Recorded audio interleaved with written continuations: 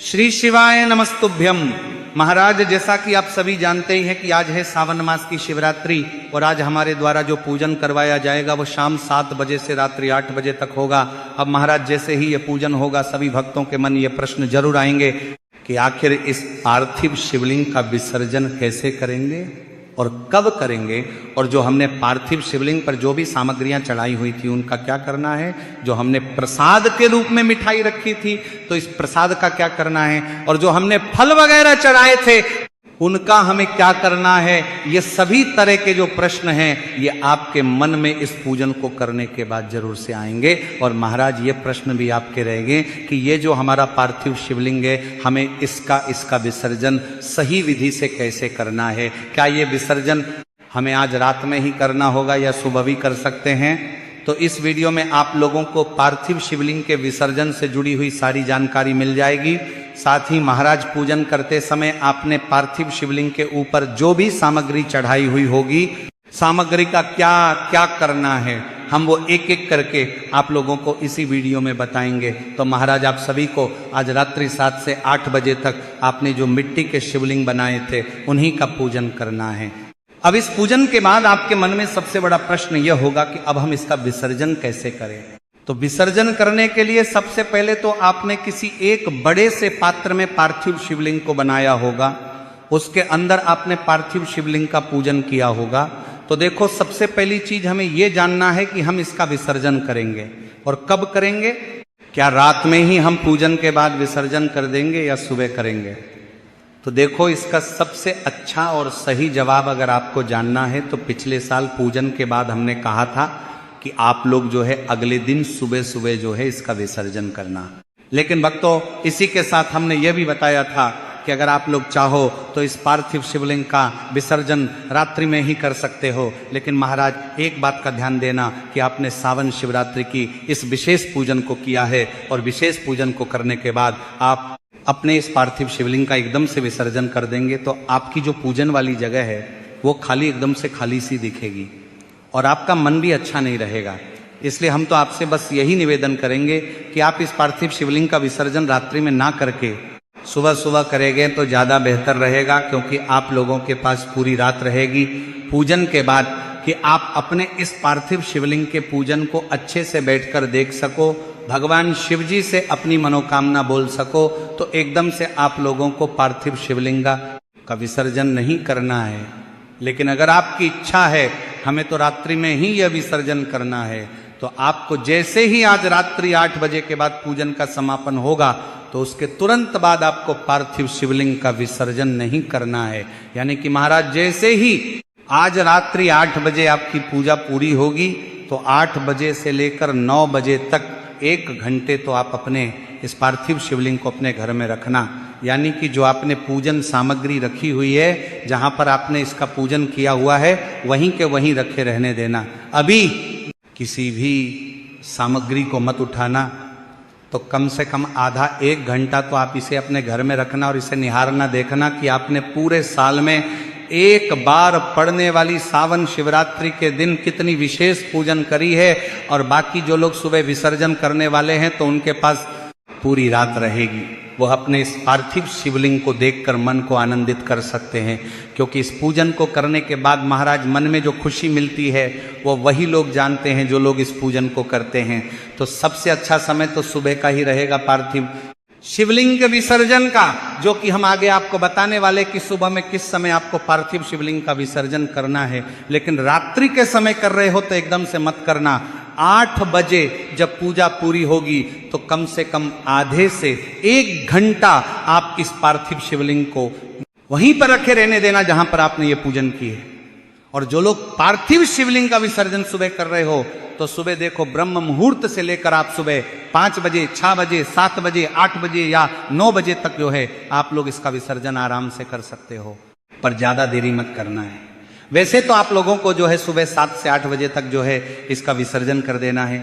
अब जो विसर्जन करने वाले हैं तो उन्हें स्नान करके ही पार्थिव शिवलिंग का विसर्जन करना होगा।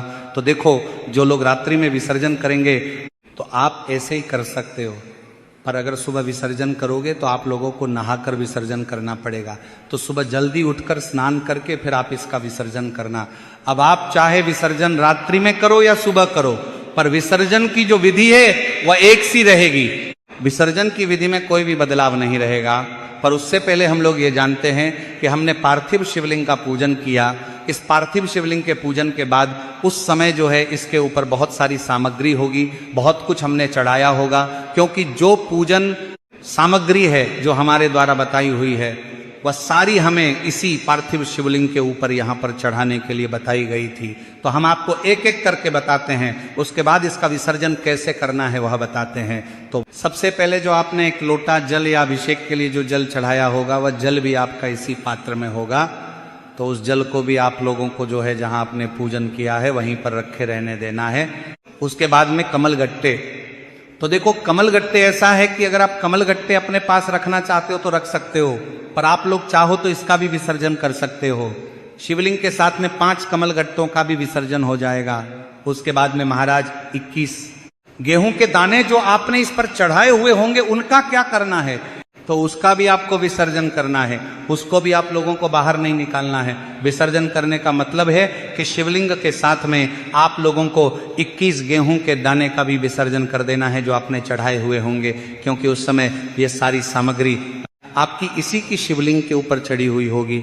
उसके बाद में महाराज जो हमारी अगली चीज है 21 काली मिर्ची। तो काली मिर्ची का भी आप लोगों को शिवलिंग के साथ में विसर्जन करना है, उसे भी अलग से नहीं निकालना है। उसके बाद में 108 चावल के दाने, देखो 108 जो चावल के दाने हैं उनका भी आप लोगों को विसर्जन करना है, उन्हें भी अपने पास में नहीं रखना है। उसके बाद में भक्तों अगर आप चाहो तो एक चावल का दाना रख सकते हो अपने घर की तिजोरी में रखने के लिए, पर जरूरत नहीं है, क्योंकि हम बेलपत्र लेंगे अपनी मनोकामना के लिए। उसके बाद में काली तिल, तो काली तिल जो आपने चढ़ाई हुई होगी उसका भी विसर्जन होगा। उसके बाद में 7 बेलपत्र आपने चढ़ाई हुई होंगी, उन बेलपत्र का जरूर आप सुन लो। देखो आपने बेलपत्र तो 7 चढ़ाई हुई होंगी, लेकिन महाराज जब आप विसर्जन करने के लिए जाओ तो अपनी शिवलिंग को उठाओ, तो उस समय भगवान से अपनी किसी मनोकामना के लिए या अपने घर की सुख और शांति के लिए, अपने घर की तिजोरी में रखने के लिए आप भगवान से एक बेलपत्र ले सकते हो।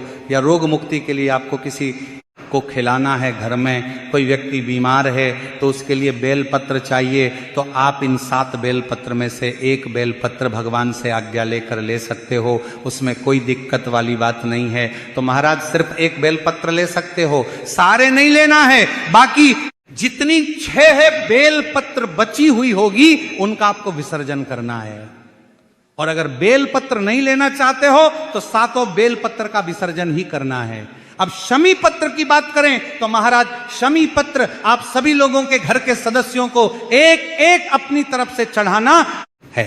7 शमी पत्र आप लोगों को अलग से चढ़ाना है इस पूजन सामग्री में, पर एक एक शमी पत्र अपनी मनोकामना के लिए आपके घर के हर एक सदस्य को इस शिवलिंग पर जरूर चढ़ाना है। और शमी पत्र का भी आप लोगों को पार्थिव शिवलिंग के साथ विसर्जन करना है। उसके बाद में धतूरे का भी आप लोगों को विसर्जन करना है और उसको भी अपने पास में नहीं रखना है। उसके बाद में भक्तों 7 लाल फूल 7 सफेद फूल जो भी है इनका विसर्जन होगा, ये भी आप लोगों को अपने पास में नहीं रखने हैं। उसके बाद में भक्तों जो अगली चीज है वो है हमारी गोल सुपारी। तो देखो गोल सुपारी अगर आप लोग चाहो तो अपने पास में रख सकते हो, अन्यथा इनका भी विसर्जन होगा, ये भी आप लोगों को नहीं रखनी है।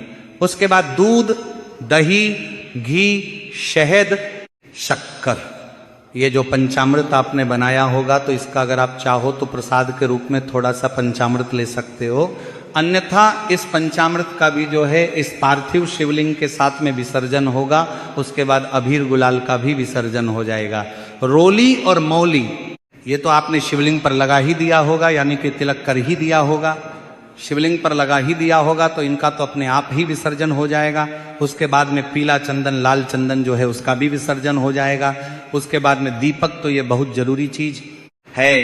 तो देखो दीपक की जो बत्ती होगी ना उसका आपको विसर्जन करना है। बाकी जो मिट्टी का दीपक होगा वो आप अपने पास में सुरक्षित रख सकते हो, उसकी दिक्कत वाली बात नहीं है, पर जो दीपक की जो रुई होगी, जो गोल बाती होगी, तो उसका आपको विसर्जन करना है।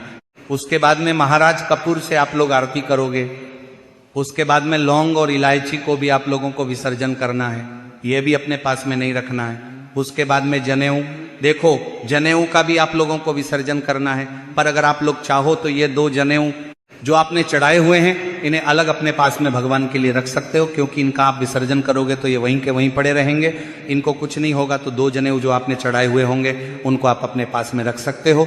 उसके बाद में महाराज 2 फल, अब आपने 2 फल अपनी इस पूजन में रखे हुए होंगे, पक्का रखे हुए होंगे।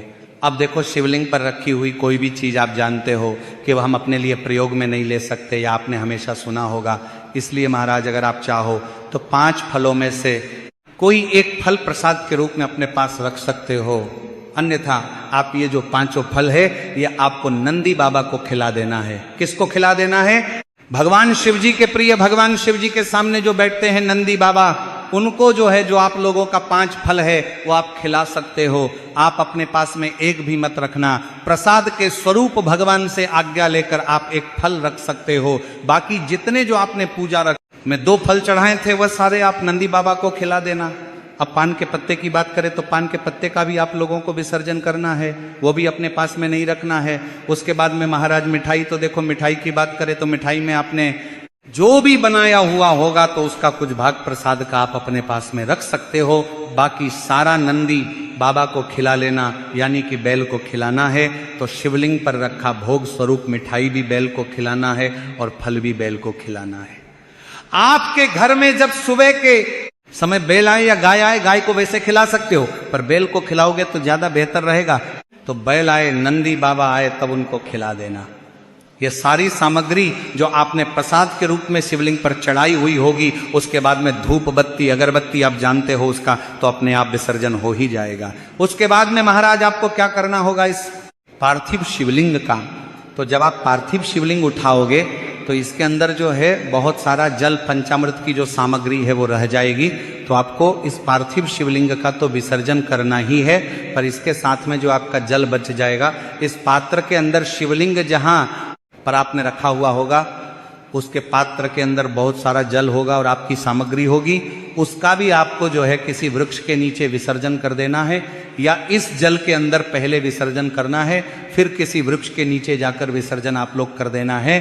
तो ये सारी हमने आपको सामग्री बता दी है, क्या आपको रखना है क्या नहीं रखना है। देखो चावल का दाना, बेलपत्र जो है आप अपने मन की कामना के लिए उठा सकते हो, अपने घर की तिजोरी में रखने के लिए उठा सकते हो, भगवान वाले स्थान पर रखने के लिए उठा सकते हो। इसके अलावा सारी चीजों का विसर्जन होगा, क्योंकि शिवलिंग पर चढ़ी हुई हर चीज भगवान का हम इस्तेमाल नहीं कर सकते। भगवान का आशीर्वाद जरूर हम पर रहेगा। तो अब हम जानते हैं इसका विसर्जन कैसे करना है। रात्रि में कर रहे हो चाहे सुबह कर रहे हो, आपको विसर्जन एक ही तरीके से करना है। देखो विसर्जन करने के लिए शिवलिंग का जो जलाधारी का भाग होगा वो आपकी तरफ रहेगा, और जो घर का बड़ा हो वही जो है इस पार्थिव शिवलिंग का विसर्जन करेगा। पति पत्नी दोनों साथ मिलकर भी इसका विसर्जन कर सकते हैं, और पूरे परिवार ने एक साथ मिलकर यदि पूजन किया था तो परिवार का कोई भी एक बड़ा सदस्य भी पार्थिव शिवलिंग का विसर्जन कर सकता है। और जब भी आप पार्थिव शिवलिंग का विसर्जन करेंगे तो थाली में जो आपने बेलपत्र रखा था शिवलिंग बनाने से पहले, इस बेलपत्र का भी आपको विसर्जन करना होगा। अब जिस भी जल में आप ये पार्थिव शिवलिंग का विसर्जन करेंगे तो विसर्जन के लिए जो जल है वह आपको पहले से ही तैयार करके रखना होगा। अब देखिए महाराज, इसका भी एक तरीका बताया हुआ है, लेकिन यदि आप चाहे तो इस पार्थिव शिवलिंग का विसर्जन यदि आपके घर के आसपास कोई पवित्र नदी है तो उसमें भी आप इसका विसर्जन करके सकते हैं। पर अभी बारिश का समय है इसलिए लोगों को दिक्कत ना हो, परेशानी ना हो। लेकिन महाराज अगर आपके पास कोई तालाब हो, सरोवर हो, तो उसमें भी आप इस पार्थिव शिवलिंग का विसर्जन कर सकते हैं, या कोई कुआं हो, बावड़ी हो, तो उसमें भी आप इसका विसर्जन कर सकते हो। लेकिन जो लोग घर पर विसर्जन करना चाहते हैं उन्हें विसर्जन कैसे करना है ये भी आप जान लीजिए। तो देखिए आपको क्या करना है कि जो शिवलिंग होगा, पार्थिव शिवलिंग, उसका जो जलधारी होगा उसका मुख आपको अपनी तरफ रखना है, और इस शिवलिंग को बेलपत्र सहित उठा करके आपको ये जो शिवलिंग है इसका आपको जल के अंदर विसर्जन कर देना है। अब देखिए महाराज, जिस पात्र में आप शिवलिंग का विसर्जन करने वाले, तो ध्यान रहे कि यह पात्र थोड़ा सा आपको बड़ा लेना है, ज्यादा बड़ा नहीं लेना है, मीडियम साइज का होना चाहिए, पर इतना बड़ा होना चाहिए कि पार्थिव शिवलिंग का जो विसर्जन है वह इसी पात्र में आसानी से हो सके। और विसर्जन वाले पात्र में जब भी आप जल भरकर रखेंगे तो ये जल बिल्कुल शुद्ध होना चाहिए, और इस जल में आपको थोड़ा सा गंगा जल भी मिला देना है ताकि ये जल और पवित्र हो सके। अब महाराज इस पत्र में पूरे तरीके से मिट्टी का शिवलिंग गल जाएंगे, विसर्जित हो जाएंगे। तो उसके बाद में इस पात्र को जो है आपको अपने घर का जो आंगन होता है, जहाँ पर पेड़ पौधे लगे हुए होते हैं, वहाँ पर आपको इस पात्र को लेकर के आना है। और जब भी आप इस पात्र के अंदर अपने पार्थिव शिवलिंग का विसर्जन कर रहे होंगे, समय आपकी जो भी विशेष मनोकामना है, जो भी आपकी हृदय की बात है, उसे आपको महादेव से जरूर बोलना है। निश्चित रूप से आपकी वह मनोकामना भी महादेव परिपूर्ण जरूर से करेंगे। अब विसर्जन होने के बाद इस पात्र को आप जैसा रखा है वैसे ही रखे रहने दो, आधे घंटे तक, 1.5 घंटे तक, 2 घंटे तक, जब तक कि ये जो मिट्टी है ये गल ना जाए। जैसे ही ये मिट्टी जो है वो गल जाती है, इस मिट्टी को गलने के बाद आप इस पूरे जल पात्र को केवल तुलसी को छोड़कर किसी भी पेड़ के नीचे जाकर डालना, पर ये मिट्टी का पूरा जल हो जाएगा। तो किसी पेड़ के नीचे जाकर आप लोग इस पार्थिव शिवलिंग की जो मिट्टी पूरी घुल जाएगी वो जाकर डालना, और जो भी विसर्जन की सामग्री है वो भी जाकर आप लोग डाल सकते हो, या किसी पवित्र नदी में अगर जाकर आप लोग डाल सकते हो वो भी जाकर आप लोग डाल सकते हो, या किसी पवित्र नदी में अगर जाकर आप लोग डाल सकते हो सको। तो जब इसका पूरा मिट्टी का जो पूरी पार्थिव शिवलिंग की मिट्टी है वो पूरी घुल जाए, तो किसी भी पवित्र नदी में जाकर इस पूरे सामान को जो है आप लोग विसर्जन कर देना, क्योंकि इसके साथ में आप लोगों का जो है बहुत सारा सामान होगा जो आपने इस पार्थिव शिवलिंग पर चढ़ाया हुआ होगा। तो इस तरीके से आप लोगों को इस पार्थिव शिवलिंग का यहाँ पर विसर्जन करना है। विसर्जन करने के बाद महाराज आपकी यह पूजन जो है सफल हो जाएगी। इस पूजन को करने के बाद, विसर्जन करने के बाद आपका मन बहुत अच्छा हो जाएगा, आप खुश हो जाओगे, आपके पूरे घर परिवार में सुख और शांति बन जाएगी। धन की समस्या, सारी चीजें जो है अपने आप दूर होना